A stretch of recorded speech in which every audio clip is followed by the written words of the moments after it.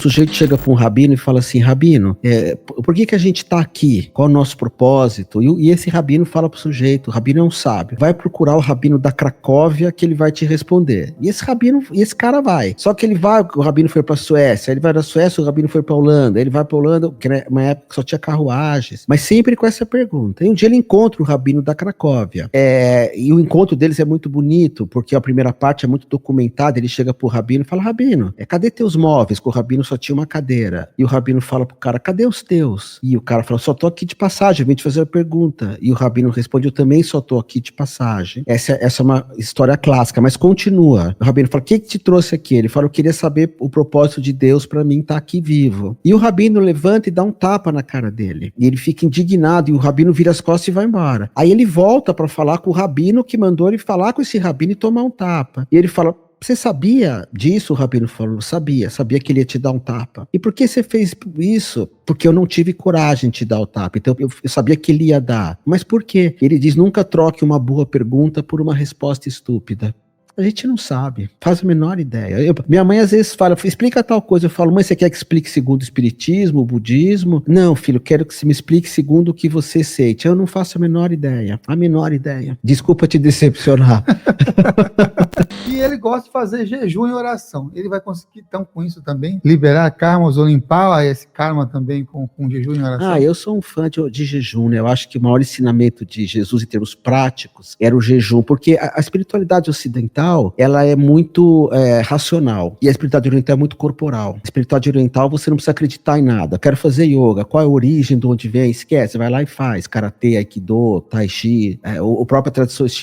Como é que eu aprendo o xamanismo? Você vai dançar, vai usar o cachimbo sagrado. Não fica estudando tanta coisa. Pratica. Ela é corporal. E a espiritualidade ocidental não é corporal. Ela é mental, tá? Isso não é uma crítica, por favor. Mas ela é mais mental, não tem uma prática. E tá diminuindo cada vez mais, viu, Samuel? Cada vez mais é tudo na cabeça. O que você tá praticando? Eu tô lendo tal livro. Tá, mas isso eu não sei se é uma prática. Tô lendo a Bíblia. Você jejua? Não. Então que parte da Bíblia que você não entendeu? Tem pessoas que têm todos os chakras girando para dentro. Então são pessoas muito médiums, mediúnicas. Vêm coisas, vêm auras, sente energias. Então, porque você vê, os seus chakras giram para dentro. Boa parte da África, aqui América do Sul, um pouco da América Central, por causa dos polos da Terra, não sei se você já ouviu falar disso, nós somos muito mais médiums. Otávio, mais médium todo mundo é. Ótimo, concordo contigo, mas eu não vejo aura, eu não corporo, eu não tenho uma visão como a minha companheira tem, por exemplo, eu não sinto energias.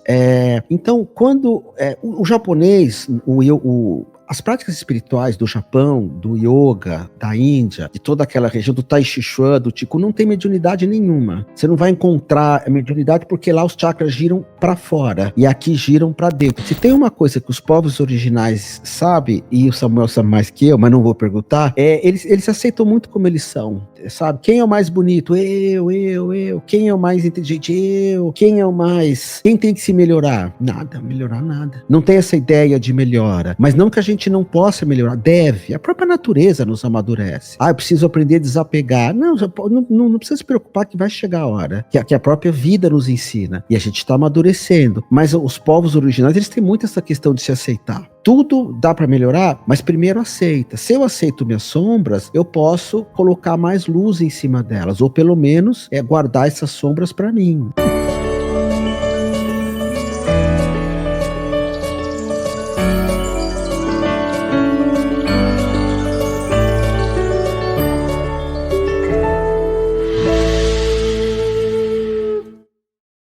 Seja bem-vindo a mais uma edição do programa Consciência Próspera, esse programa de entrevista que completou 15 anos em março de 2025 e mais de 1.000 convidados já passaram por aqui.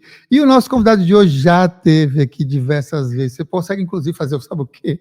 Maratonar. Você pode fazer um Otávio Flix, um Jumping Flix, alguma coisa assim, porque tem muitos vídeos assim. Eu agora não superei, não, mas acho que agora tem mais do Paranormal Experience do que a gente. Mas eu estou em segundo lugar. Então, primeiro, Paranormal Espírito, você encontra mais ele, que é o Otávio Leal. Segundo, você encontra aqui no Consciência Próspera. O Otávio Leal vai falar hoje sobre reencarnação, transmutação do karma. Bem-vindo, Otávio Leal. Novo estúdio, né? Lindo. Muito obrigado, você sabe que eu te amo muito. Eu gosto de falar que você é o apresentador mais generoso, mais gentil, mais humano, mais humilde que existe. E aqui ainda bate o recorde. Paranormal eu fui umas 5, 6 vezes.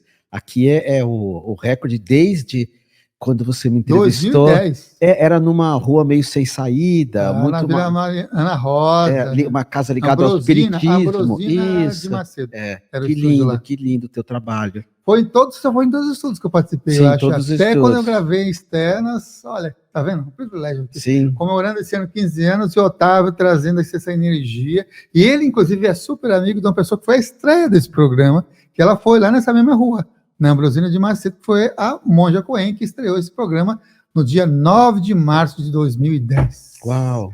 Há mais de 15 anos atrás. Mas vamos lá, que o tema aqui é reencarnação, transmutação de karma com Otávio Leal. Primeiro, eu acho que o Otávio pode trazer uma ideia bem interessante, que é como é que é a visão oriental e também como é que é a visão espírita e como é que elas diferem também, se complementam nessa compreensão da reencarnação. Acho que isso é um ponto muito interessante para trazer um discernimento nessa questão da reencarnação. Né? Ok. Bom, a visão espírita, que, por exemplo, de Mestre Kardec, de Chico Xavier, que eu tinha oportunidade de ver, assim, de pertinho, e lembrando que eu adoro espiritismo, eu adoro kardecismo, eu sinto que o espiritismo, a teologia, na minha visão, é a mais linda, é a mais bondosa, cheia de compaixão, de acolhimento, e eu tenho, inclusive, o hábito de tomar passes magnéticos às terças-feiras no Guarujá, onde eu moro. Mas a visão espírita, ela pega um pedaço da visão oriental. Então, não que ela seja diferente, nem que ela seja opostas, como muitos querem. A visão oriental, quando eu me lembro lá nos anos 80, eu fiz uma escola de mistério chamada Eubiose, fiz parte do Círculo da Comunhão de Pensamento com o Dr. Nogueira, o pai do Ronivon, e lá, um ano dessa escola esotérica extraordinária, a Eubiose, um ano, uma escola de mistérios, nós estudávamos algo chamado antropogênese, ou seja, antes de nascer o universo. Era uma pesquisa da Madame Blavatsky e uma pesquisa também do professor José Henrique de Souza, que era um médium fundador da Eubiose.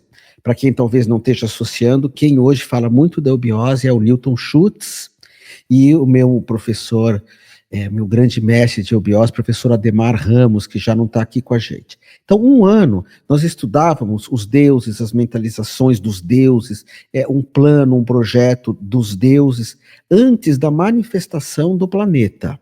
Era uma matéria muito complicada, e a Madame Blavatsky, num livro dela, não é esse, mas um outro que se chama Doutrina Secreta, que são 5 volumes, ou 6, depois saiu acho que um 6º que era síntese, ela vai um livro inteiro só falando dessa antropogênese. Agora tenta imaginar, antes de criar o universo, o que nós tínhamos? Nada, antes de ter matéria, antes de ter tempo, antes de ter espaço, mas é impossível imaginar o nada, é impossível. Se eu imaginar um espaço vazio, é um espaço. Se eu imaginar a escuridão, é alguma coisa. Então antes não existia nada. Aí nós vamos encontrar, o princípio era o verbo estava com Deus e o verbo era Deus. Então, através de um som, que na Índia é Om, na tradição judaica, Adon, nós falamos Adonai, aí é meu Deus, Adon. Existe a criação através de um som, através de um verbo, tempo, espaço. E sabe, Samuel, eu acho isso incrível, porque quando a gente vai ver a visão da ciência, houve uma explosão sonora e o universo se manifestou. Se tivesse um pouquinho mais de gravidade, o universo iria e voltava. Nós não existiríamos, um tiquinho. E se tivesse um pouquinho menos de gravidade, nós seríamos uma sopa. O universo inteiro se expandiria em 1 hora. O universo até hoje está expandindo. Só que nessa expansão do universo, segundo a Índia, vou chamar a Índia primeiro, 3 forças se manifestaram: criação, destruição e manutenção. Que é Shiva, o que destrói, o que recicla, Vishnu, que preserva, dá o gostinho, assim, agora está tudo bem, tomara que fique assim, mas Shiva muda. Está tudo ruim, tomara que mude logo, vai mudar 1 hora. E Brahman e Brahma, tem os 2, eu não vou entrar nisso, mas que representa a criação. Então, essas três forças, elas estão em conjuntas, mas antes era uma unidade que se manifestou em 3, em 6, em 8. Então, o universo continua expandindo. Ou seja, ele que está ali, temos o DNA dessa primeira explosão. Nós somos o universo. Por isso que a iluminação no Oriente, a pessoa fala, a gota voltou para o oceano, quando alguém se ilumina. Ou diz assim, e o mestre respondeu, a gota nunca saiu do oceano, porque a gota é o oceano. Tirar essa ideia de separação. Então o universo ele começa a expandir, expandir, expandir, expandir, expandir. Vou trazer para mim essa ideia e para você, e depois eu volto lá para trás. Quando Otávio partir, fisicamente, isso que nem é chamado de Ana Maya Coxa, que é o corpo físico, eu vou me dividir num monte. Então, aqui que é a diferença do espiritismo de Kardec. Uma parte minha vai para Júpiter, outra vai virar um fantasma, que é um prana Maya Coxa, uma energia de prana, vital, de ar. Uma parte minha pode virar um gato, que tinha um gatinho aqui, que ele não deixou eu ficar com o gatinho. Quem me conhece sabe que meus vídeos é lotado de gato. Imagina, eu tenho 6. Uma parte minha é minha filha, ela tem meu DNA, eu sou parte do meu pai. Então, voltando, Adão e Eva, eles se dividem, Caim e Abel. É claro que isso, na minha opinião, é um mito.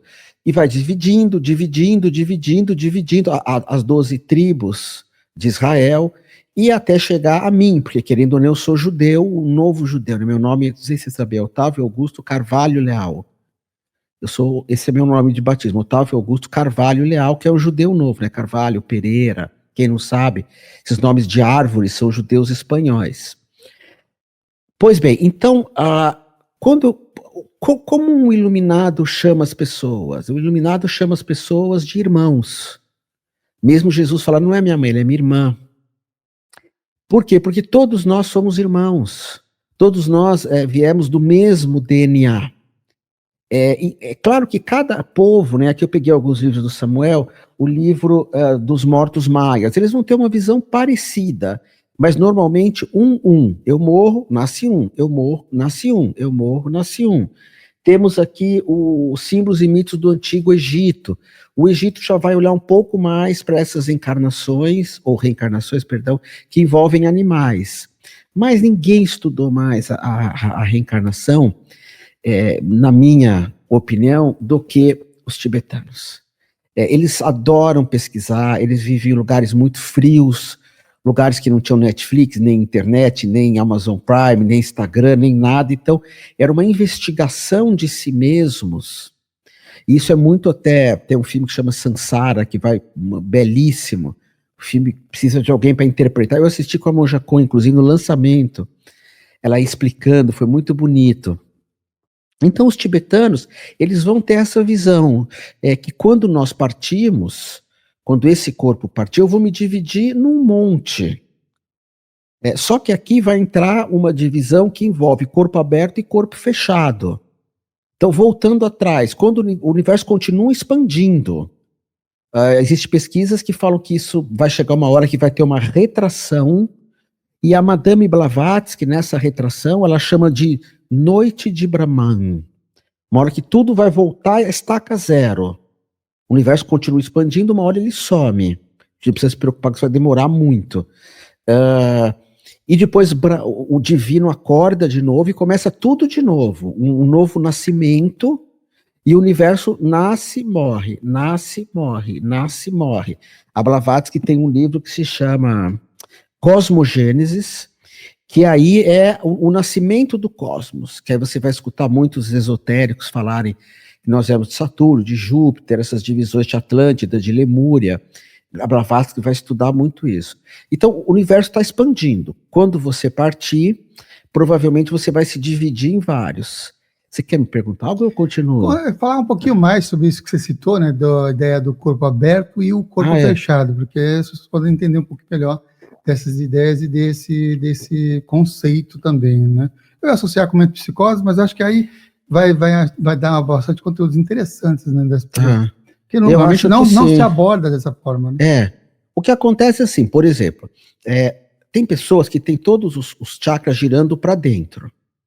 Então são pessoas muito médiums, mediúnicas. Vêm coisas, vêm auras, sentem energias. Então, porque você vê, os chakras giram para dentro. Boa parte da África, aqui América do Sul, um pouco da América Central, por causa dos polos da Terra, não sei se você já ouviu falar disso, nós somos muito mais médiums. Otávio, mais médium todo mundo é. Ótimo, concordo contigo, mas eu não vejo aura, eu não corporo, eu não tenho uma visão como a minha companheira tem, por exemplo, eu não sinto energias. Então, quando o japonês, as práticas espirituais do Japão, do yoga, da Índia, de toda aquela região, do Tai Chi Chuan, do Qigong, não tem mediunidade nenhuma.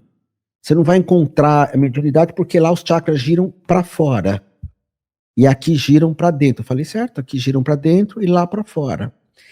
Quando você tem essa mediunidade, quando você morre, quando você parte fisicamente, você vê as coisas. Um exemplo, Ghost, o outro lado da vida.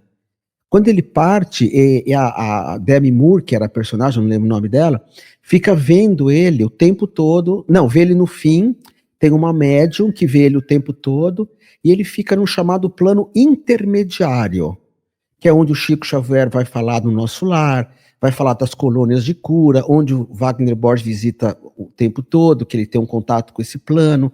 É um plano intermediário, que tem a parte legal, que são os seres de luz, enfim, tem digamos, as egrégoras, como, por exemplo, a egrégora de cura, que é Rafael, que é um anjo, as egrégoras mais pesadas. Existem os botras, sabe o que é botra?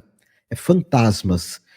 Os hindus falam muito desses botras, e os hindus vão tomar muito cuidado quando entram em contato com esses mundos, porque esses botras enganam muito. Eu já vi muito botra enganar que é seres de outro planeta, tipo arturiano, reptiliano. Não que isso não existe, por favor, mas muitos se fazendo passar. O próprio Chico Xavier falava isso, que às vezes a gente tem que...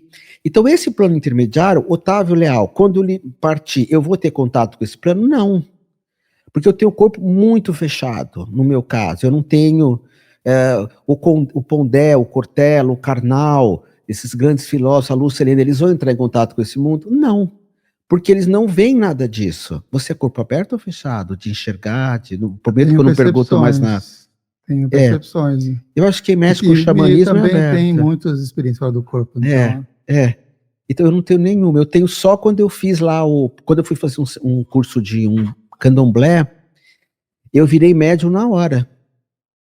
Mas isso faz muito tempo. Por quê? Porque no candomblé nada mais é do que você imaginar que alguma coisa está entrando, você deixa a tua mente de fora. O Eliezer Mendes fazia isso, um mestre meu e do Samuel das Antigas. Se eu fizer um curso de espiritismo, eu viro médium de uns 6, 7 meses. O candomblé é mais rápido. O catimbó, o voodoo, você se torna... Por exemplo, qual é a maneira mais rápida de eu me tornar médium? Você sabe que é uma coisa que tem um domínio incrível. Você imagina? Ayahuasca. Olha. Na hora, eu vejo coisas, eu sinto coisas. E sem ayahuasca, nada. Não vejo nada, não sinto nada, não tenho... a impressão que ele tem, que eu cheguei aqui, ele falou que minha energia estava ruim, ele.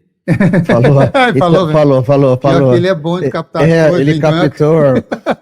É brincadeira. Ou não. Então, então, quando eu tomo ayahuasca, eu tomo mais ou menos uma vez por ano, a mel, que eu gosto. Uau, pra mim, olha isso que o a mel, gente. Eu não sei se você teve experiências que é mais grossinha, que ela é muito mais forte. Mas você sabe que a mel, por ser um gole, eu me sinto melhor com ela. Com o Léo tomava os copos, né? Mas enfim, cada um... Tem a sua experiência. Então, a ayahuasca, tem a Jurema, né? Tem uma outra que agora eu nunca mais ouvi falar, que é a Salix Lux. A Sálvia Branca. Sálvia Branca, na época do Léo era Sálvia Branca, que nós usávamos... Usava disso para... Proibido no Brasil. É proibido? Não, mas então tem uma Sálvia Azul. Salix Lux, a Sálvia Azul. E quando eu tomo essas medicinas da floresta maravilhosas, eu sinto tudo que o médium sente. Mas quando eu paro o efeito, eu não sinto mais nada. Não é ao contrário do médium, muito médium, que ele vê muito. Então, quando você partir, se você tem essa visão, você vai para esse plano intermediário e vai ver um monte de coisa. Já eu vou entrar numa luz, que é o que os tibetanos falam para entrar. Quem fica no plano intermediário também vai entrar na luz uma hora. Você é obrigado. O filme Ghost fala sobre isso. Porque nesse plano intermediário você vai morrer lá também. Bom, duas coisinhas aí. Uma do filme e depois outra que eu lembrei do Eliezer. Meu, era impressionante. Uma fita cassete do Eliezer me fazia fazer fora do corpo. Sim, aquela é muito forte. Eu colocava a fita e eu tinha experiência fora do corpo. Era quase que uma projeção. Não, mas a forma como ele gravou aquilo, eu queria tanto achar. Era uma fita marronzinha, né? Ele era incrível aquilo. E eu peguei demais. Muito ele. Ele dava um curso de 1 ano de psicotranse. Tem até um livro dele incrível, se eu não tiver, eu vou te dar, que se chama... tem uma coleção, muitos livros. Um amarelinho... Esqueci agora, mas personalidade intrusa. Personalidade, porque ele começou a trabalhar com esquizofrênicos, achando que os esquizofrênicos eram um médico, eles tinham uma personalidade intrusa, e a gente ia, acompanhava, ele nem abria a boca, eu tinha uns 16 anos. Então, esse plano intermediário, será que eu estou sendo didático? Vou dar outro exemplo, pode falar. No filme Ghost, lá, o personagem principal, ele foge da luz. Então, o que representa essa luz? E por que alguns podem resistir a ela? Resiste. Né? Resistir a luz, né? Tinha as questões ali no filme específico. E se existe na tradição tibetana uma preparação ou um treinamento para ir direto para a luz após a morte? O tempo todo. Ou uma espécie de extrema-unção. Quando você morre, não antes, como é feito no cristianismo. Quando você morre, o monge vai lá e começa a rezar em cima de você para te conduzir por essas luzes que chama bardo. O bardo todol, os bardos. Então, por exemplo, se eu morrer, fisicamente falando, meu corpo morre, mas a minha mente é igual. Você morre, tua mente é igual, tuas emoções, teus sentimentos. Então, uma pessoa... Hoje a gente tem um novo umbral no plano espiritual, que é o umbral dos jogos, na minha opinião. Jogos é proibido em qualquer religião. Qualquer religião. Espiritualidade, né? E agora os jogos do tigrinho, sei lá. Então, se você é viciado aqui, você vai selar. Outras coisas que eu não vou falar aqui, que eu sei que não pode. Se você é do mal aqui, você vai selar. Só que, porque o corpo físico morreu, mas tua mente é igualzinha. Nesse plano que vem. Inclusive, você vai para lugares que tem relação com a tua vibração. Quando você entrar na luz, morre tudo. Aí são 64 portas, isso é simbólico. Então, na primeira, morre tuas lembranças de família. Na segunda, não é bem essa ordem, tá? Na segunda, vou falar das 64, uma que eu não sei decor. Eu não sei que tivesse um papel e caneta para escrevendo. E outra porque tem algumas que é uma visão mais do Tibete. Mas numa outra você perde as lembranças de língua, de não sei o quê. Até o final desse bardo, que você vai pôr uma vestimenta. E essa vestimenta, para mim, que sou astrólogo, é o mapa astral. Se você vier para cá, mas uma parte do Otávio vai vir para cá, uma outra pode nascer numa outra galáxia. Uma outra pode nascer como um animal, coisa que algumas tradições abominam essa visão. E eu acho incrível, assim. Eu não vou nascer gato facinho. Aliás, essa era uma grande briga minha com as escolas de mistérios. Eu não sou dono da verdade. E nada é absoluto, nada é absoluto, tudo tem exceções, mas quando alguém falava, o gato tem que evoluir para se tornar ser humano, ou o cachorro, eu falava, mas baseado no que isso? E tem um aparelho para medir a evolução das pessoas? Aquele não é evoluído, pipi, apita, como assim? Para que trazer a ideia de Darwin, de evolução das espécies para a questão espiritual? Até porque nenhum mestre falou de evolução. Não que não tenha. Eu prefiro trocar por maturidade. Eu estou amadurecendo. Evolução para mim fica meio vago o que é. Mas enfim, se você gosta dessa palavra, não tem problema. E qual é o propósito de nós encarnarmos por aqui? Deixa eu só recuar então um pouquinho. Também um pouquinho antes desse bardo, dessas portas. Tem um outro filme maravilhoso que chama Linha Mortal. Ele tem 2, um que é uma porcaria e um que é com a Demi Moore, não, com a Julia Roberts, com o cara que fez 24 Horas, eu não lembro o nome dele, com o Kevin Bacon, só fera. O que eles fazem? Eles põem uma pessoa no hospital, eles são médicos, e eles fazem com que a pessoa tenha uma morte... não saberia explicar exatamente como. Aí ela morre, depois de um tempo ele chama ela de volta com injeção de adrenalina, com ressuscitamento. E essa pessoa vai para esse plano intermediário no filme. Que é exatamente isso. E aí começa a dar um monte de problemas. Porque é como se... Hoje eu estava aqui vim dar essa entrevista com muita alegria.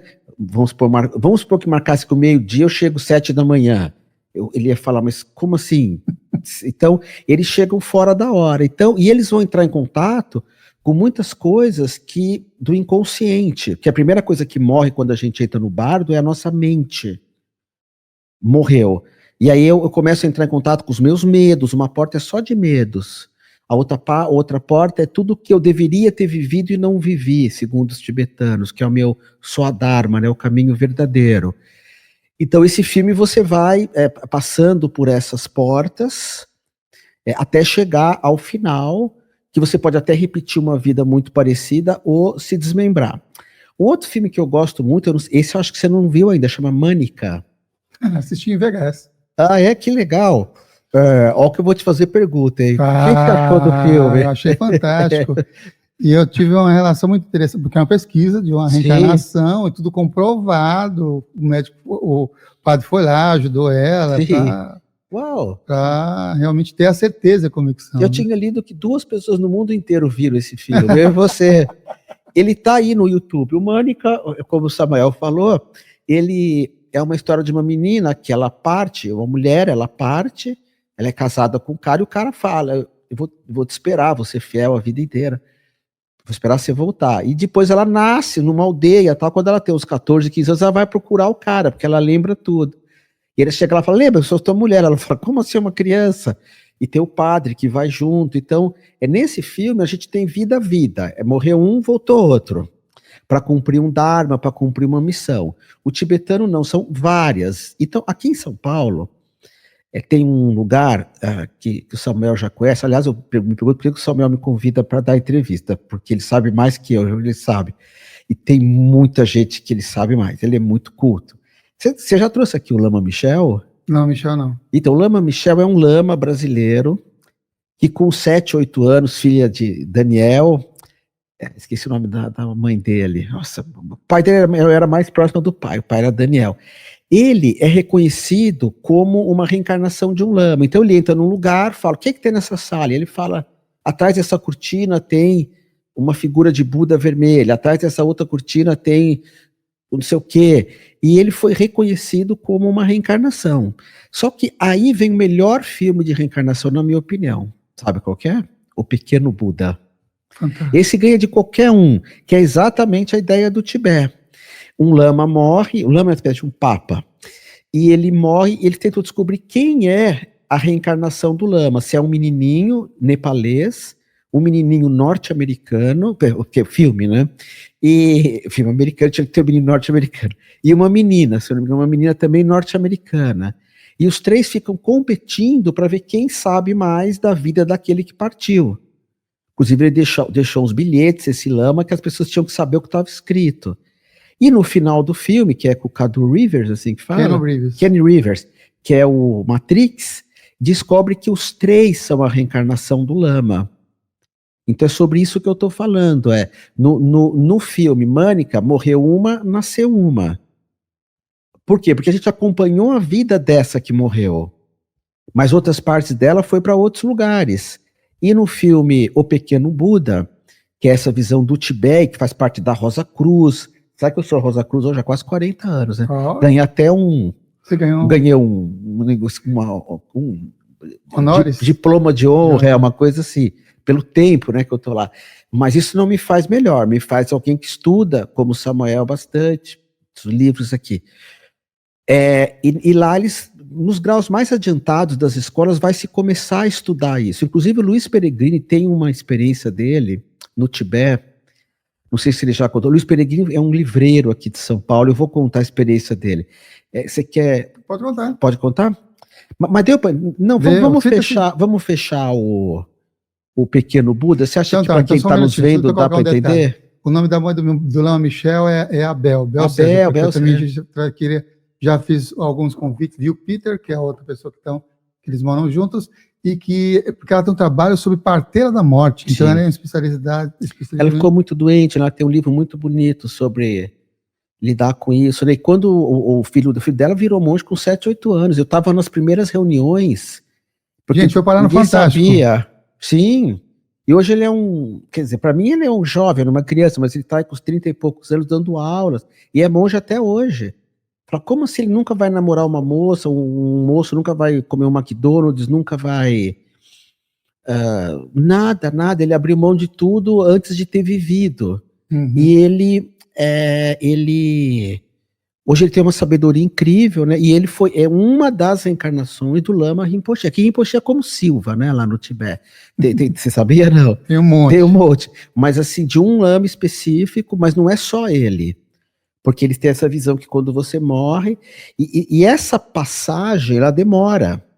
Quando você vai para o plano intermediário, se você é muito médium, a Rosa Cruz fala de 100 e poucos anos. Não sei como ela chegou, mas é uma escola de mistério. Então você pode ficar 100 anos nesse... Meu pai pode estar lá, que meu pai era um espírita kardecista, assim, adorava essa filosofia, e ele falava que ia ficar curando por lá, e ele era muito médium, meu pai, de falar com as coisas mesmo assim, sem eu ver. Mas provavelmente eu, quando partir, eu não vou ver nada, aí eu vou entrar nessa luz. Agora, nesse plano intermediário, uma hora você vai ser obrigado a entrar. E essa segunda morte, São Francisco falava dela, é muito complicado. E quando a gente fala de pets, não sei se a Nanda falou sobre isso. Falou. Que vai rápido. Falou? Falou de uma reencarnação, inclusive, de uma que mudou o nome. Que a gente chama de Osho, depois não, é o Nirvana, vamos mudar porque ele voltou em, sei lá, 3 meses. E essa história que o Luiz Peregrini fala, que uma alma de um pet, até de uma pessoa, o Luiz Peregrini conta, depois a gente fala quem é.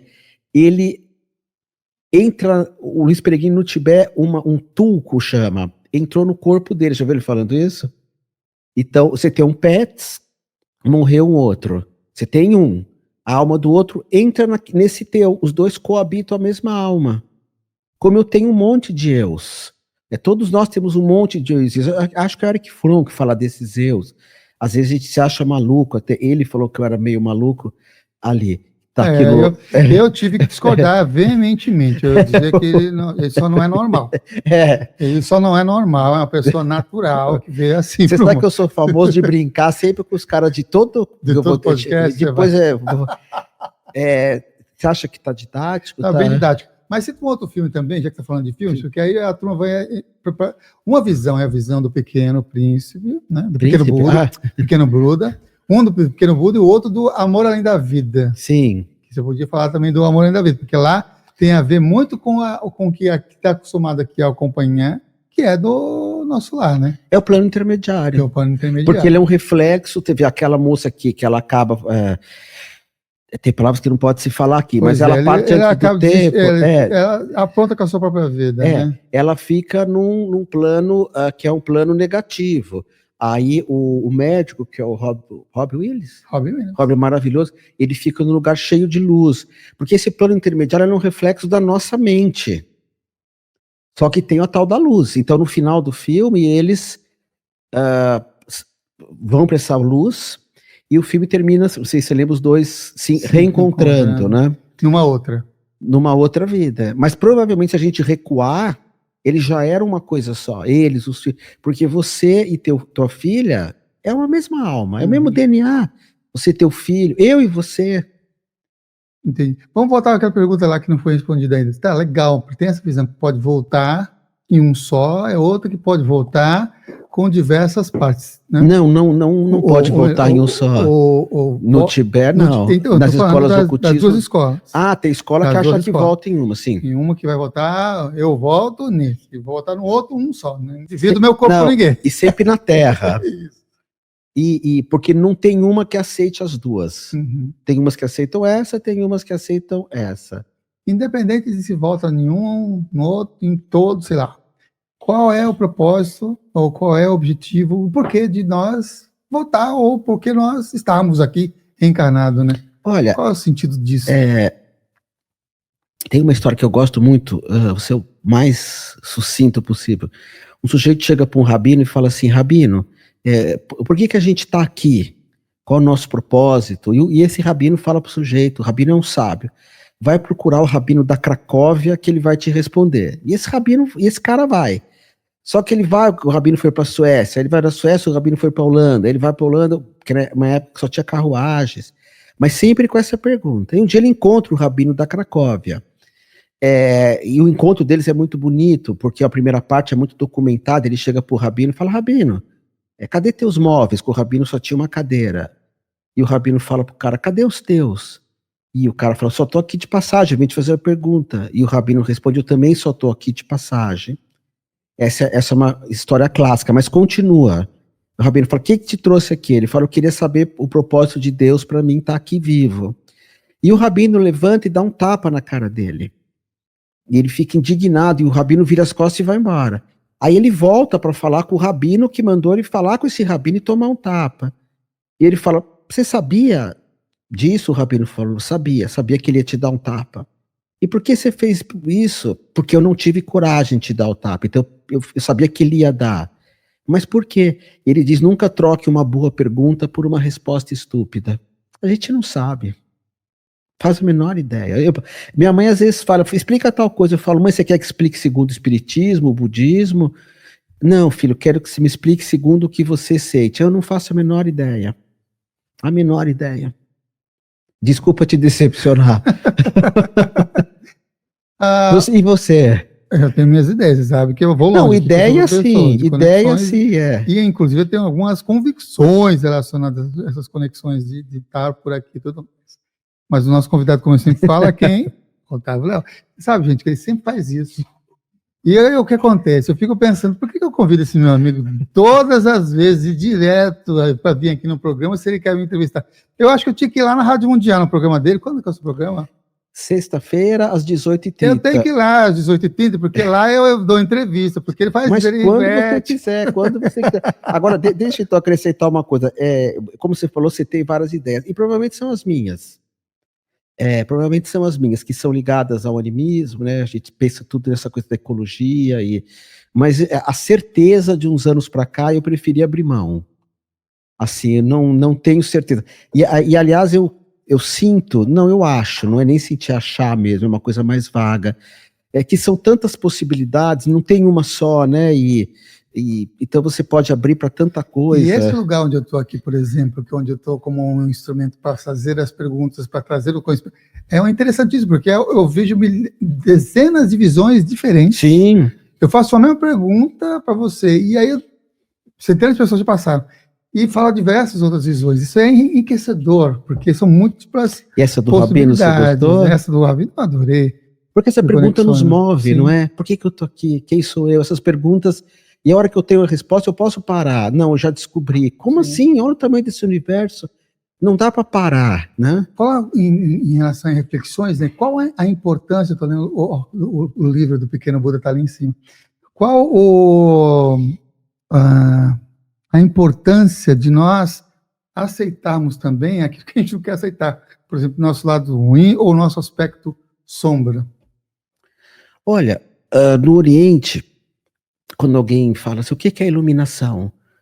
E tenta explicar o inexplicável, né? O que é a iluminação? E normalmente a resposta passa por aceitar quem você é, as tuas sombras, os teus medos, a tua vaidade, teu ego, aceitar tudo isso, aceitar onde você está. Então isso tem muita relação com o que o Samuel pratica, que é o xamanismo, porque de todas as tradições que eu conheço, tem algumas que eu não conheço, xamanismo, shintoísmo, taoísmo, elas são muito apegadas à terra. Aceita que eu estou aqui. Então, aceitar quem você é, aceitar onde você está nesse planeta, hoje nesse corpo. Então, no Oriente você não vai falar assim, esse corpo, eu sou uma alma vivenciando uma experiência corpórea. E é bonito falar isso, mas no Oriente eles vão falar que é um desrespeito com o teu corpo.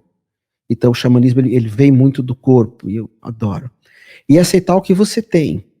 Não que você não possa ter ambições, mas você aceita o que você tem e você continua com outras ambições.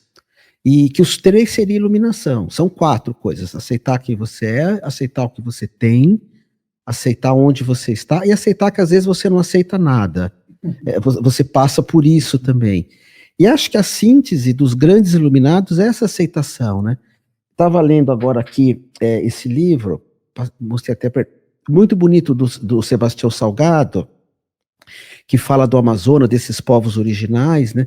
Se tem uma coisa que os povos originais sabem, e o Samuel sabe mais que eu, mas não vou perguntar, Eles se aceitam muito como eles são, sabe? Quem é o mais bonito? Eu. Quem é o mais inteligente? Eu. Quem é o mais... Quem tem que se melhorar? Nada, melhorar nada. Não tem essa ideia de melhora. Mas não que a gente não possa melhorar, deve. A própria natureza nos amadurece. Eu preciso aprender a desapegar. Não precisa se preocupar que vai chegar a hora. Que a própria vida nos ensina.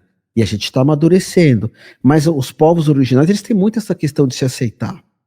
Aceitar o próprio corpo, aceitar... Tudo dá para melhorar? Pode até dar, mas primeiro aceita. Se eu aceito minhas sombras, eu posso colocar mais luz em cima delas, ou pelo menos guardar essas sombras para mim, né? Deixar elas... Na astrologia a gente fala da Lilith, por exemplo, que é um ponto do mapa que é meio tenebroso, mas por exemplo, a minha sombra qual é? É eu ser muito egoísta, a minha sombra. E você é egoísta, tá? Mas muito, muito. Só que eu usei essa sombra para morar sozinho. Porque o meu egoísmo só aparece em relacionamento afetivo. Não com amigos, nem com alunos. Egoísmo que eu digo assim, dificilmente eu vou numa festa de um sogro, de uma sogra, festa de sobrinho, eu já ouvi falar disso, mas nunca nem sei do que se trata. Essas coisas eu não sei participar. Inclusive, se você falar dos nodos na astrologia, o signo que eu menos fui foi Câncer, de várias vidas. É o que está faltando. Então, o que eu fiz? Eu aproveitei para assumir que eu sou assim, muito solitário em relacionamento. Encontrei uma pessoa que falou para mim, eu te aceito como você é. E aceitou essa sombra. E ela fala, hoje você está sombronildo. E eu também falo para ela, hoje você está meio sombrinha. E aí, vamos ficar sozinhos? Vamos, não tem nenhum problema. Porque às vezes a sombra não é que você é ruim, você foi corrupto, você foi... Não, isso é outra coisa. Mas a sombra às vezes é alguma coisa que o mundo não aceita, né? A gente está tendo hoje uma abertura, na minha opinião, muito bonita com relação a novas formas de sexualidade. Mas nos anos 80, tudo isso era considerado sombrio, né? Hoje a pessoa tem opção de se declarar lei lésbica e aceitar a sexualidade dela. Mas para muitos é uma coisa terrível, mas isso é problema de quem acha. Não sei se pode falar essas coisas por causa do... Então, sombra normalmente não é uma coisa ruim, né, mas é algo que o mundo não aceita. Qual que é a tua sombra? Ixi, qual que é o teu signo? Disso. Não, mas aquela que é a maior. Você quer ver pela astrologia de conexões? Bom, é uma sombra que parece ser piegas, porque parece que eu quero ser amado pelas pessoas. Aí tem uma sombra de que não quero dizer não para as pessoas, de querer só ser prestativo, de conexão. E você acabou de me elogiar e eu acabei de acabar com o seu elogio. Você me elogiou agora há pouco, você colocou como essas qualidades. E para mim, em algumas situações, isso acaba sendo minha sombra. Porque o mundo falou onde já se viu, vamos te fazer de bobinho, o negócio parei de falar muito isso. Aliás, tem uma pessoa que eu queria muito que você trouxesse aqui, vou te recomendar, vai gostar muito, Roberto Chiniachiki. Olha. Esse é mano mesmo. O irmão dele, o Edu. Edu é querido. Não, mas o Roberto...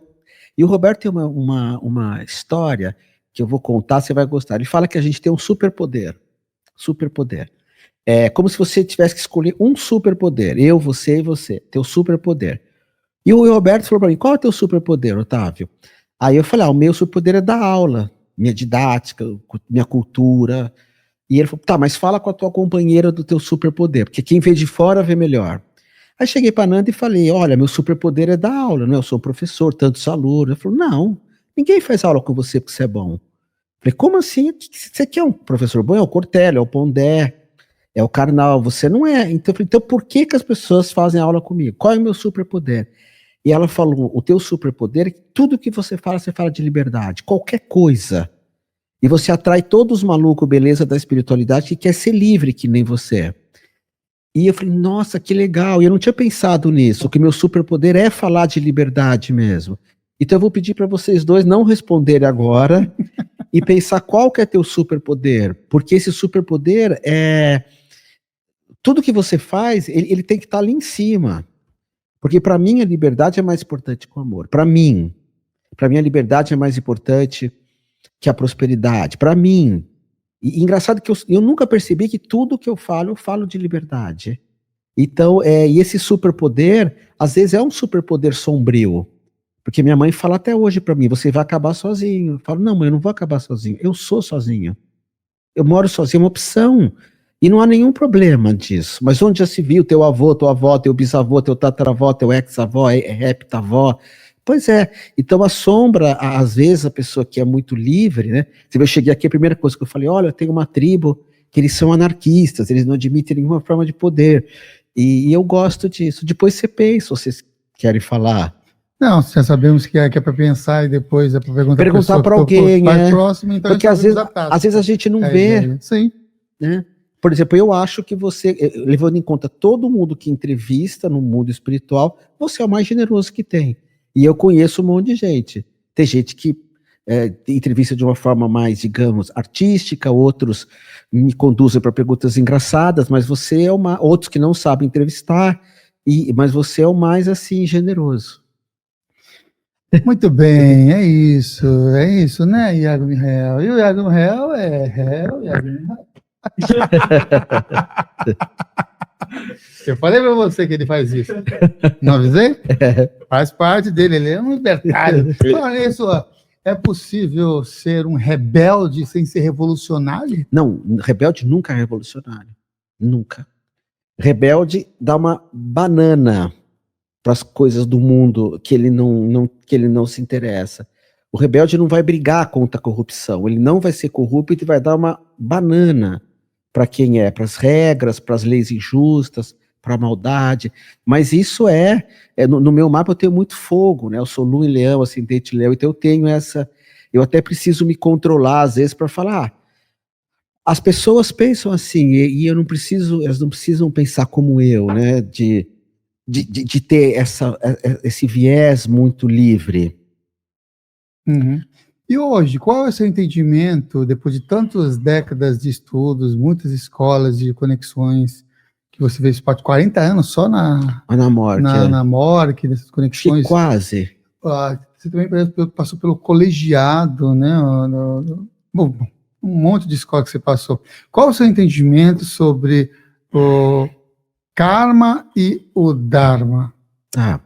Então vamos chegar na astrologia. Eu vou pegar o final daquele bar do Todol, porque ali eu faço um desenho. Então, você passou por várias portas, a tua alma, depois que você morreu, várias luzes.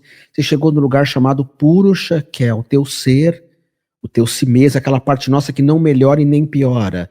O próprio Jung vai falar, né? O si mesmo não melhora e nem piora. Outras funções nossas melhoram, outras pioram. Eu escolho isso, mas o si mesmo ele é preservado, que é o silêncio. E dentro da visão da astrologia, ou do karma e do dharma, ali você vai pôr uma roupa. Então, a minha camiseta, quando eu escolhi, ou a existência escolheu, ela vai... E essa é a grande briga, né, dos estoicos, quanto que eu tenho de livre-arbítrio. Eu tô aqui porque eu quero ou eu tô aqui porque eu escolhi estar? Os estoicos vão falar que não, que eu não tive escolha nenhuma. Algumas escolas religiosas falam que sim. Quem sabe tem as duas, que não precisa ser uma ou outra. E aí eu vou pôr uma roupa. Então eu pus a minha camiseta, eu sou de Libra. Tá, ok, aprender a amar. Fiz esse é meu dharma aqui, aprender a amar acima de qualquer coisa. Tanto que eu falo muito sobre isso, né? Hoje muita gente fala de Jesus onde ele nasceu, se casou com Maria Madalena. Eu falo muito que ele é de outro planeta. Eu falo, não, mas ele falava para amar teu inimigo. Ama teu inimigo. Isso é muito difícil. Onde ele nasceu, para mim não faz diferença nenhuma. E é muito difícil amar o inimigo. Ele fala, jejua, ama o próximo, porque isso é meio Libra, mas Jesus era mais como uma energia pisciana, né, que era o ágape. Aí eu escolhi meu ascendente Leão, que ter mais facilidade com câmeras, enfim, escrever um monte de coisa. Então o mapa é um desenho do teu Dharma. No mapa astral a gente tem Saturno, que é o karma. Qual que é teu ascendente? Leão. Leão também? Então você tem Saturno igual eu no trabalho. Então eu já entendi por que tanto livro, por que tanta procura, porque onde a gente tem Capricórnio, a gente faz muito bem feito. Você tem Capricórnio em algum lugar, só que eu e o Samuel, a gente tem Capricórnio no trabalho. Então eu entendo, a gente é muito chato conosco para trabalhar. A gente dá o sangue. E onde a gente tem Júpiter é uma moleza. Que você tem Sagitário na casa 5, no namoro, filhos, vai ser uma área abençoada. Isso de um modo geral. Então você tem no teu mapa Júpiter, que são as facilidades, é um Dharma, é um caminho que você, a não ser que ele esteja retrógrado, que isso não quero entrar aqui, mas de um modo geral, é um lugar que você vai levar com muitas escolhas, é o que os estoicos falam, aqui eu posso escolher, aqui eu posso mudar. E aonde tem Saturno, por mais que eu queira fazer de qualquer jeito, eu não vou conseguir. Eu vou levar aquilo muito a sério. Então seria o karma no sentido assim, eu vou tentar não ser responsável no trabalho, eu e ele. Não vamos conseguir. A gente pode ser em outras coisas, mas no trabalho não vai dar certo. E então o mapa ele já vai mostrar essas escolhas, né? Ou tem mapas que tem um destino. Outro dia até vi uma moça muito, muito querida, esqueci o nome dela, uma loirinha, falando, sendo muito criticada porque ela falou a vida é uma bênção, a gente tem que agradecer.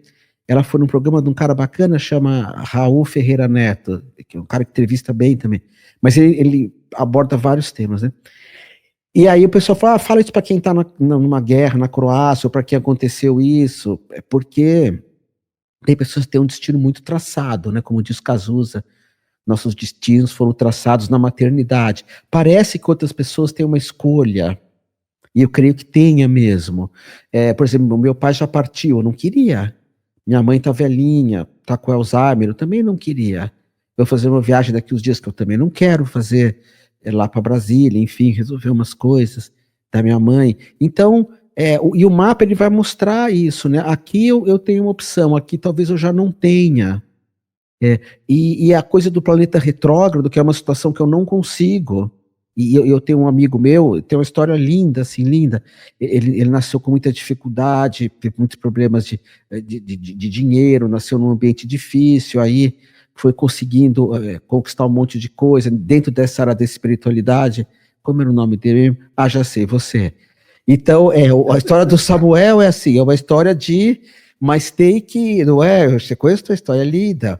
Você tem que ir, porque às vezes você fala, não, daqui eu não vou passar, mas tenta de novo. A gente não sabe quando acaba o karma. Me diz uma coisa, Otávio, o estilo que você faz os mapas astrais é no estilo da chamada astrologia kármica? 30%, 30% kármica, 30% junguiana, clássica também. Eu gosto porque tem mapas que não tem muito dado kármico.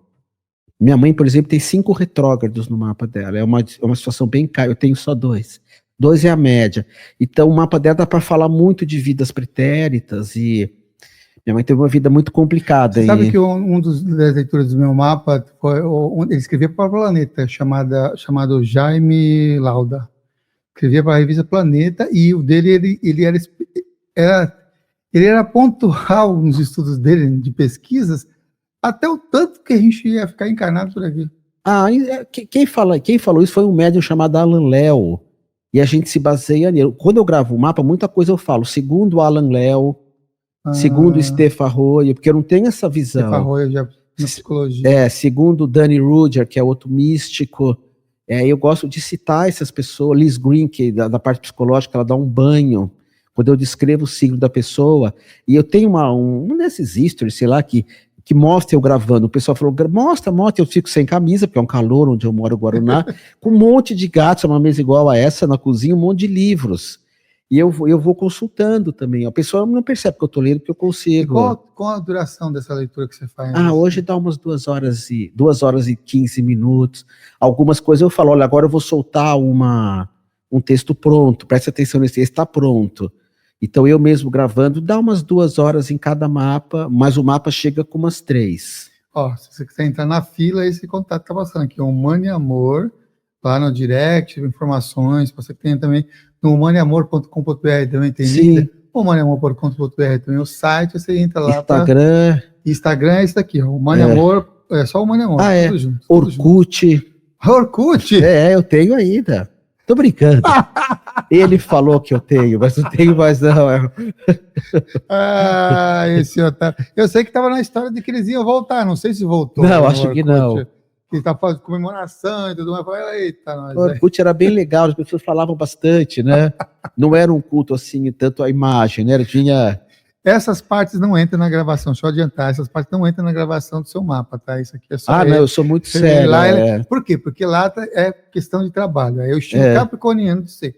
Então lá na gravação no áudio, ele pode estar sem camisa, mas ele está lá colocando toda a Sim. energia. Mas hoje eu brinco um conexão pouco disso. mais. Eu tinha uma imagem muito séria de internet, eu não sou assim, você sabe.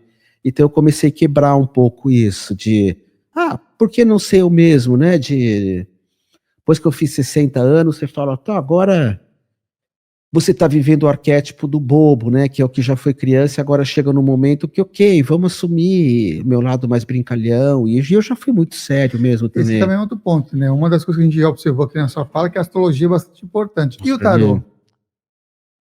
Tarô também é, só que o tarô, eu comecei a ficar muito desgastado com o atendimento de tarô. Tem uma que eu atendia bastante, por causa das expectativas, e que não eram erradas. Quando eu gravo o mapa, eu estou sozinho, então eu posso falar o que está ali. Esses dias a Miriam falou que pegou uma, peguei um mapa de um esportista super famoso, um campeão de skate, eu falei, não quero saber, porque se eu sei, eu já vou desenhar, agora, aí depois eu não fiquei sabendo quem que é, senão eu ia ler o mapa dele, interpretar falando, você faz skate, você anda de skate, mas porque alguém me falou. Então, por exemplo, uma época eu fiz o mapa da Xuxa, não sei se ela recebeu, mas a editora Globo pediu, na época da revista Destino, que era uma revista que eu escrevia. E aí, mas eu sabia que era o mapa da Xuxa, então não foi legal. Depois de um tempo, uma pessoa pediu, mas não me falou que era o mapa da Xuxa. E provavelmente esse mapa foi melhor do que o que eu sabia quem era. Olha, interessante.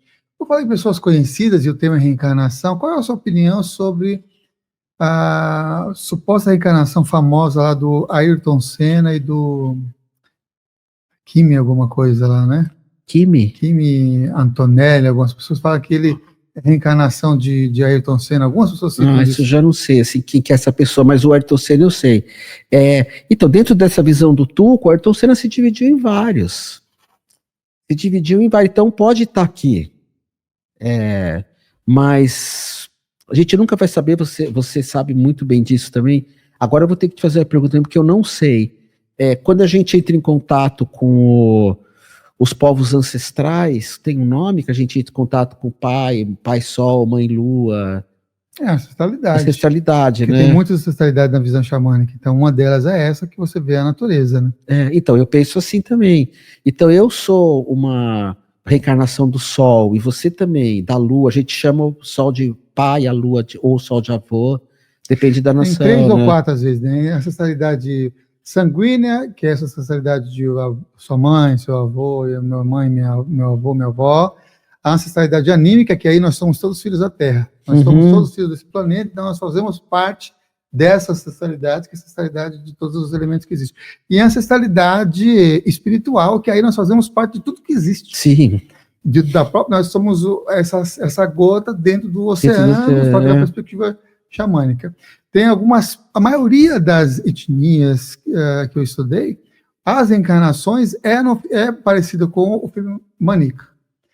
Pouquíssimas são as que falam, que tem algumas na África, tem algumas também na América Central, que fala que a sua alma, você tem mais de uma, que se divide, como você falou, que pode estar em Vênus, pode estar em outra dimensão, pode estar em outras conexões, mas são pouquíssimas. Então, assim, em termos mundial, assim, em termos de reencarnação, 90% dessas etnias são um por um. Porque são tudo médium. Então eles veem esse mundo, né? E como eu falei, uma não desfaz a outra. Né? Você sabe uma coisa que eu já pedi para você trazer aqui, você não trouxe ainda, e eu não vou falar sobre isso, porque eu não me sinto preparado. Rafael Noleto, você já ouviu falar? Não sei quem é Rafael Noleto. Rafael Noleto é um cara que mexe com encantaria, lá no Piauí. Ele tem vários livros, ele tem livros que ele vai falar de Jurema, ele vai pegar aquelas pinturas rupestres lá do Piauí, e é o sacerdote, ele foi professor do Edmundo Pelizardi, eu acho. Ele não lembra bem, e ele, se você vê aí na internet, ele fala por exemplo, dos encantados. Você sabe o que é encantado? Quer que eu fale? Eu ia deixar para o próximo programa, você falar dos encantados, então falo depois. A gente falar de energias, aí eu falo dessas conexões, dessas relações. Mas só um detalhe, o encantado o que é? O Otávio ama a natureza, eu sou um cara do mato. Mas você mora no Guarujá, que eu moro numa parte do Guarujá que é mato. Vai chegar uma hora que eu tenho vontade de entrar numa floresta e me tornar uma árvore. Não é que eu vou morrer, como aquela novela O Velho do Rio, Pantanal. O Pantanal, ele se torna, o Pantanal não, o velho do Rio se torna uma onça, ou uma jiboia. Jiboia. Uma Onça jiboia. é a menina. A Juma, filha, a Juma. E o filho, que é o Zé Leosso, eu tô falando da outra, vira uma onça, Iauara. Então eles falam, a Iauara é um ser. Então na Encantaria, que é a primeira espiritualidade do Brasil, por enquanto, tá? Pode ser que tenha mais, mas em termos arqueológicos é a primeira, 14.000 antes de Cristo, lá no Piauí, que eles trabalham com uma coisa chamada Piagas Alado, já ouviu falar? Que tem. Então eles também têm essa visão que a gente se divide, só que alguém vai lá e fala assim, não, isso é um ET. Agora tem uma brincadeira que eu acho bonita, e pode ser que seja, eu não estou achando que está errado, que é um monte de gente construindo a pirâmide, e alguém fala, estou construindo aqui a pirâmide, e falam que é seres de outro planeta, e o que a gente está suando aqui, pode ser que seja seres de outros planetas, mas quando você quer olhar um ser de outro planeta, você olha no espelho, porque a gente veio desse DNA, que é esse DNA espiritual, que é a origem de tudo, e a gente vai respeitar os outros, porque não tem fronteira, Brasil, Argentina, Peru, isso é uma mentira, ó meu lado de liberdade, nós somos todos irmãos, isso é só para criar confusão. O subtítulo da nossa entrevista foi Como Transmutar o Karma, então tem que fazer uma pergunta, então falar assim, como é que a gente pode então transmutar esse karma? E faz o gancho também se nessa leitura do mapa astral pode ajudar também nesse processo de transmutação do karma. Sim, muito. O karma e dharma, você está num navio, o navio vai até aonde ele tem casa, lá em Mônaco, ele. Então o navio vai para Mônaco. Você sabe que ele foi convidado para casa, comida e tudo de bom para a Suíça. Ele recusou para estar aqui com a gente. Não, mas ele tem casa em Mônaco. Eu acho que é só porque você vinha aqui ou não, quero conhecer o Otávio Leal. Que bonitinho. Então, a viagem para Mônaco, na casa dele, Mônaco, perdão, você não pode mudar. Você está no navio, então a viagem você não muda, esse é teu karma. O que você vai fazer no navio é teu dharma. Vou curtir uma discoteca, vou ficar reclamando porque o navio balança. Sim, o navio balança. Se não balançar, alguma coisa está errada. Você pode comer muito, você pode beber muito e passar mal, você pode tomar sol, você pode aproveitar para olhar aquilo. Pouquíssimas pessoas têm a oportunidade de andar de navio. Sabe que eu nunca fiz cruzeiro na minha vida? Você já fez? Isso. Nunca fiz. A Nanda sempre pede, fala, um dia eu não quero fazer. Já andei muito de barco para cruzeiro, não. Então, não teve oportunidade. E aí, então, a gente escolhe o Dharma são as escolhas que eu faço. Agora, o que eu queria falar para você, eu gosto muito de uma visão da Kabbalah judaica, se chama Tikkun, já ouviu falar? O Tikkun. Ele diz assim, quando está dando tudo errado, faz boas ações. Porque você pode estar com a balança desequilibrada. É lógico, volto a repetir, tem situações limítrofes, tem situações que a pessoa não tem arbítrio nenhum, que a gente tem que levar a comida para ela, tem que acolher, tem que proteger. Mas, por exemplo, eu falo muito que a gente é classe média e às vezes não valoriza isso. Nós temos alimento, nós temos, querendo ou não, internet, mas tem pessoas numa situação muito limítrofe. Se a gente tem esse arbítrio maior, o que a gente vai tentar é equilibrar a balança, mudar o meu karma como? Com aquilo que os espíritas são maravilhosos de falar, que é caritas, caridade. Apesar que no judaísmo, na Cabala, não se dá tanta importância para a caridade, não sei se você sabia. Se dá para tzedakah, que é justiça. Que eles falam, tem muita gente que é caridoso, isso é maravilhoso, mas faz caridade com o dinheiro dos outros. Vocês conhecem um monte, assim. Mas você ser justo seria a melhor maneira de construir um karma positivo. Imagina uma sociedade que todo mundo fosse caridoso, o que aconteceria? Teria muita desigualdade, muita. Porque você precisa ser caridoso. E é maravilhoso. Imagina uma sociedade justa, não precisaria ter caridade. Porque já há justiça, já teria para todo mundo, sem precisar pedir. Então, seja justo. Hoje é muito importante, faz o que é certo, não o que está na lei, quando a lei está vendo. Faz o que é certo na tua casa, faz o que é certo com os teus filhos, com as pessoas. Faz o que é certo porque a história de quem você ama é a história de pessoas que foram justas. Tá? A história de pessoas que não foram justas, a gente só escuta falar que é a origem das guerras, das confusões. Então, eu gosto muito de Tzedakiel, é o único anjo da Cabala que a gente cria. Não existe esse anjo, Tzedakiel. Todo ato de justiça que a gente faz, a gente cria um anjo de justiça. E caridade também. Baseado no que eu tava? Baseado em nada, gostei de falar isso. O de justiça é na cabala, mas de caridade eu tenho a impressão que você também cria um anjo. Então, se o karma está muito ruim, melhora o peso da balança, seja mais justo, enfim. O Iago Mihael, ele está realmente manifestando, Quem? né? Como o Iago Mihael é esse daí, ó, o Iago Mihael. Ah, O de Mônaco. tá, o de O de Mônaco. Mônaco, Iago Mihael, o de Mônaco. Inclusive está manifestando em um apartamento que está O chegando. nome dele hein? é esse mesmo? É esse Mihaelo? mesmo, Iago Mihael. Mihael de Micaelo? Tá vendo? Uau, que bonito. Tá vendo aí? Então, vamos dizer então que ele vem. Não, agora eu quero então, assim, melhorar, equilibrar minha balança. Sim. Eu quero passar lá na tinturaria, eu quero limpar meu karma. Ah, o Rabino Berg fala isso. Né? Limpar. E ele gosta de fazer jejum e oração. Ele vai conseguir, então, com isso também, liberar karmas ou limpar esse karma também com jejum e oração. Eu sou um fã de jejum, né? Eu acho que o maior ensinamento de Jesus em termos práticos era o jejum, porque a espiritualidade ocidental, ela é muito racional, e a espiritualidade oriental é muito corporal. A espiritualidade oriental, você não precisa acreditar em nada. Quero fazer yoga, qual é a origem, de onde vem? Esquece, vai lá e faz. Karatê, Aikido, Tai Chi, o próprio tradição. Como é que eu aprendo o xamanismo? Você vai dançar, vai usar o cachimbo sagrado, não fica estudando tanta coisa, pratica. Ela é corporal. E a espiritualidade ocidental não é corporal, ela é mental. Tá? Isso não é uma crítica, por favor, mas ela é mais mental, não tem uma prática. E está diminuindo cada vez mais, viu, Samuel? Cada vez mais, é tudo na cabeça. O que você está praticando? Eu estou lendo tal livro. Tá, mas isso eu não sei se é uma prática. Estou lendo a Bíblia. Você jejua? Não. Então, que parte da Bíblia que você não entendeu? Que todas as páginas falam sobre isso. E Jesus, ele é a síntese, né? Eu creio que quando ele dobra os joelhos e fala Abá, e os rabinos falam, mas como assim você está dobrando o joelho? Nenhum mestre dobrou os joelhos até hoje. Todos olham para cima. E ele olha para cima, com o joelho na terra. Então ele une, né, o que a gente chama de Pai Celestial e Mãe Terrenal.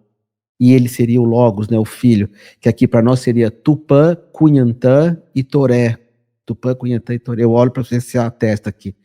Então, o jejum seria uma dessas práticas, né, de Yoshua, a peregrinação que eu adoro. Eu só não faço muitas peregrinações porque eu já sou muito solitário, mas fiz Compostela, enfim. Fiz umas marmeladas, assim, não fiz tudo a pé. Só os pedacinhos, mas fui até lá. Então, eu sinto que a oração é incrível, né, também. Eu acho que essas orações contemplativas, o Pai Nosso aramaico, tudo isso faz a gente entrar em contato com si mesmo, com a nossa alma. E nesse si mesmo não tem karma. Eu tenho karma de ser baixinho. Não, isso é teu corpo. Eu falo isso porque eu sou pequenininho. Eu tenho karma de meu pai ter falecido, mas isso é normal, todos os pais falecem, de todo mundo, teoricamente. Eu tenho karma de não ter um iPhone 16, tá, mas isso não é karma. Quando você chega no si mesmo, ali esse karma não pega, porque ele é como se a gente vai, no xamanismo a gente chama de busca da visão, você me corrige se eu estou errado. Quando a gente sobe a montanha e está solitário, não tem com quem se comparar. Então eu tenho o karma de não ser rico, mas não tem ninguém aqui. Eu tenho o karma de não ter o corpo do Stallone. Stallone já é velho, mas o cara é forte. Mas não tem Stallone aqui, não tem isso. Então, e a oração te joga, né, para esse si mesmo. Eu gosto de falar assim, quando eu quero ter fé, eu rezo.